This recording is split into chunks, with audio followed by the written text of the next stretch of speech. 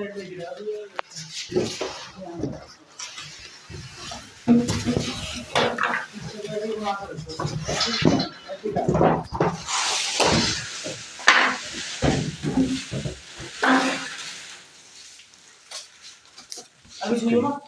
छू दिया अर्थिंग के मारे ना कंप्रेसर हो ना। अच्छा हिलता हुआ था तो करंट पैदा कर देता है फ्रिज में। 10 सेकंड तक छूना मतलब करंट मारे भी ठीक ठाक है।